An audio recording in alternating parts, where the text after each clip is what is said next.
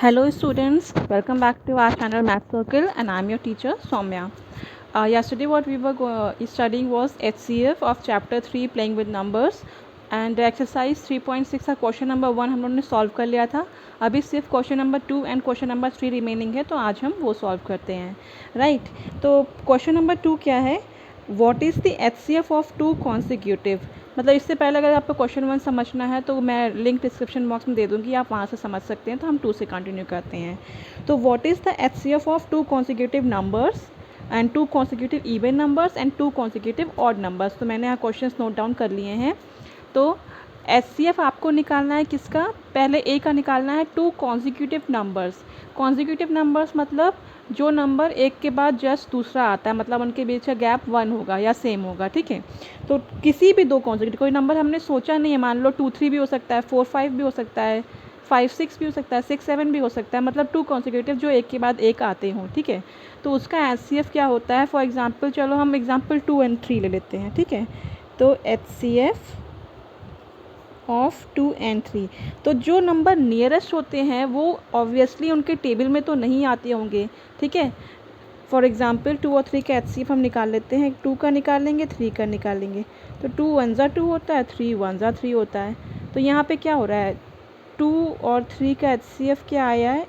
Sorry, 2 का हम कैसे लिखते हैं? 2 का देखो सिर्फ 2 आया, 3 का सिर्फ 3 आया. यहाँ कुछ भी कॉमन नहीं है.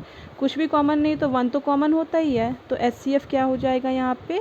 It will become 1. तो आपका आंसर क्या होगा? What is the HCF of to consecutive number?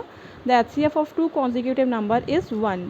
आप कोई भी नंबर ले लो, 4 5 ले लो या 5 6 ले लो, एनी नंबर आप लोगे तो आपको आंसर आपका HCF का 1 ही मिलेगा. Okay, now next comes HCF आपको किसका निकालना है? To consecutive even numbers. Even number आपको पता कौन से नंबर होते हैं? जो नंबर 2 के टेबल में आते हो या फिर उनके लास्ट में 0 2 4 6 और 8 आता हो. ठीक है, तो कोई भी 2 इवन नंबर लेना है, लेकिन सिर्फ इवन नहीं लेना है. कोई भी इवन लेंगे तो मान लो मैं 8 और 12 भी ले सकती हूँ. नहीं, हमें बोला है कॉन्सिक्यूटिव इवन नंबर, मतलब हम 8 लेंगे तो 10 लेना पड़ेगा ऐसे. ठीक है, और अगर मान लो हम 2 लेते हैं तो 4 लेना पड़ेगा. ठीक है, तो फॉर एग्ज़ाम्पल हम यहाँ पे क्या करते हैं?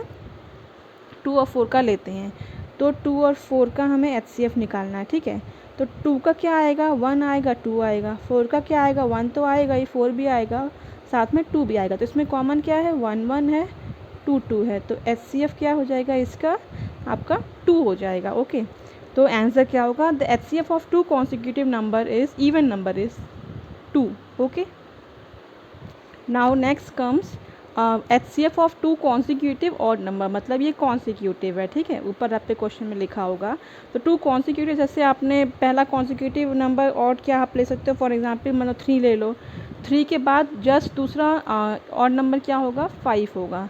तो इसमें भी 3 और 5 का पहले हम फैक्टर निकालते हैं. 3 का फैक्टर क्या होगा? 1 और 3 होगा. 5 का क्या होगा? 1 और 5 होगा, दूसरा है ही नहीं. तो इनका HCF क्या आ जाएगा? आपका 1. वाई? क्योंकि कॉमन तो यही है, तो HCF आपका 1 हो जाएगा. तो इसका आंसर भी आपका 1 निकलेगा. Right, now comes to the last question. Okay, last question क्या है आपका? HCF of two coprime number 4 and 15 was found as follows by factorization. मतलब 4 और 15 का इन्होंने कैसे निकाला? 4 और 15 का, 4 का इन्होंने कैसे निकाला? 2 और 2 कर दिया फैक्टराइजेशन मेथड से, और फैक्टराइजेशन मैं आपको पहले बता चुकी हूँ. दूसरा 15 का इन्होंने 3 इंटू 5 कर दिया. ठीक है, अब इसके बाद ये ब्रेक नहीं होगा, यही इसका मतलब प्राइम फैक्टराइजेशन हो गया. 2 को आप ब्रेक नहीं कर सकते, 3 को नहीं कर सकते, 5 को नहीं कर सकते.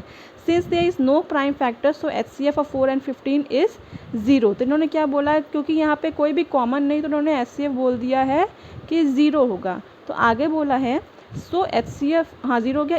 Is the answer correct? If not what is the correct HCF? तो यहाँ पे अगर आपको कोई भी कॉमन नहीं दिख रहा तो आप सोचोगे 0 ही है, बट ये आंसर आपका रॉन्ग है. वाई? मैंने आपको पहले ही बताया है, किसी भी नंबर का फैक्टर वो नंबर खुद भी होता है एंड 1 भी होता है. इंटू 1 तो आना ही आना है, और आप खुद का भी लिख सकते हो 4 और 15. ठीक है, अब कॉमन क्या मिला आपको? 1 मिल गया. राइट, तो इसका HCF क्या होगा? आपका 1 हो जाएगा. जहाँ पर कोई भी कॉमन नहीं दिखता वो 1 तो होता ही है. और ठीक है, जहाँ कॉमन फैक्टर 1 निकल जाता है तो वो आपके को प्राइम नंबर्स बन जाता है। ओके, तो आई होप आपको ये एक्सरसाइज क्लियर हो गई हो। अगर नहीं समझ में आई हो तो आप कमेंट बॉक्स में बता सकते हैं, समझ में आए तो प्लीज़ उसको लाइक, सब्सक्राइब और शेयर कीजिए। तो आपको डेली अपडेट आपको 5 PM मिलता है। So thank you so much guys. कल आपको 5 PM LCM और उसके एक्सरसाइज का सॉल्यूशंस मिल जाएगा। So thank you so much guys, have a nice day.